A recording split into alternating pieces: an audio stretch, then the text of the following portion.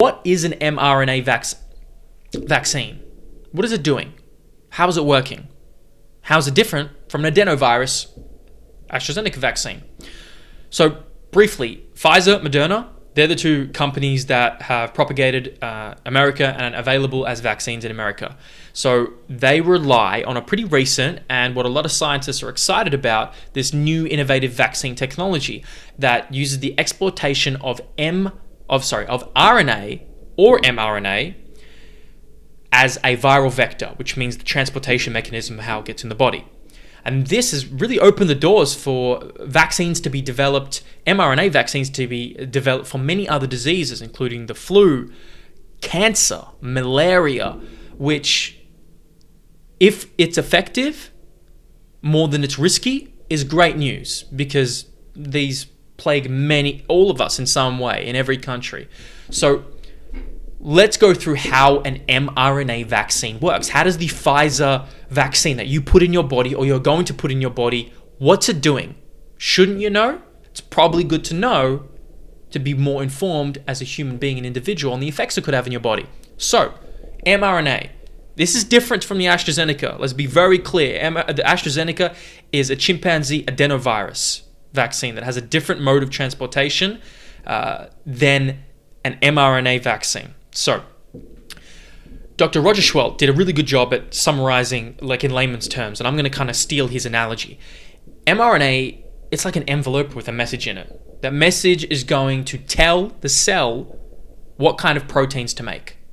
When you get the coronavirus, or any other RNA virus, that fuses with your cell, and whether it's in the cells in your nasal mucosa, another mucous membrane, it fuses.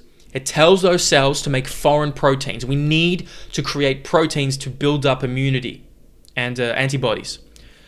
And so, in that sense, with the mRNA, we're doing that. We're just doing it in a different way that doesn't cause more viruses to be made. So when you get infected with a virus, the virus tells the cells to make more of everything. It's not indiscriminate, but it's exposed to more epitopes, which are basically the antigens, which produce the immune system response. RNA, on the other hand, makes viral proteins that are specific to the mRNA vaccine being given. It's only telling your cell to make a portion of the protein which we want the immune system to recognize, so that it ever comes around again, immune system is ready to mount a response, prevent it from invading your body. So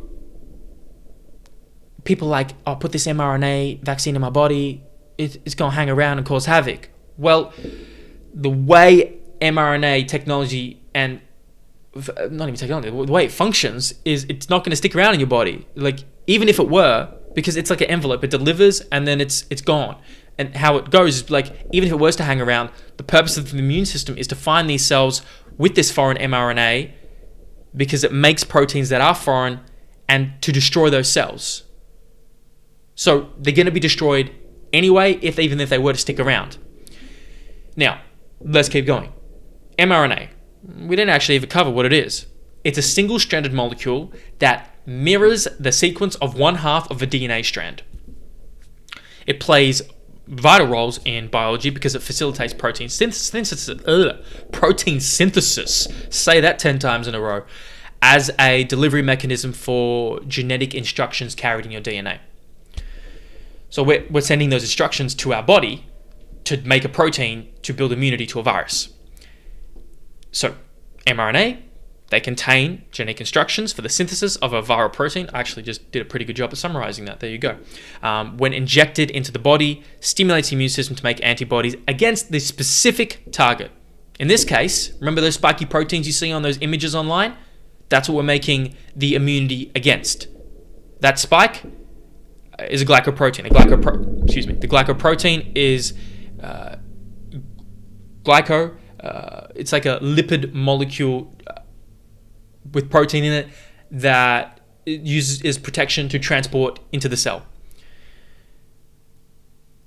mRNA is fragile, so it needs these nanoparticles to protect it and when it's actually injected into your muscle, it's taken up by the muscle cells. The muscle cells transcribe the mRNA to produce the spike glycoprotein. Excuse me, let me just recorrect what I said. It's in a lipid nanoparticle, not a glycoprotein.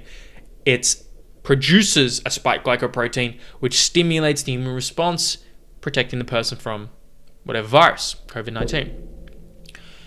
So this new mRNA technology allows rapid scaling of vaccine production and facilitates modification if the virus mutates significantly, because the mRNA can't enter the cell's nucleus, so its concerns about its safety are generally lower than a adenovirus, than a typical conventional protein vaccine, okay, because the mode of transportation is different. It triggers your body to make the protein instead of the protein being made outside in a lab, which then enters your body, then triggering the response. So that's some basic differences in how one enters the cell. mRNA can't enter the cell.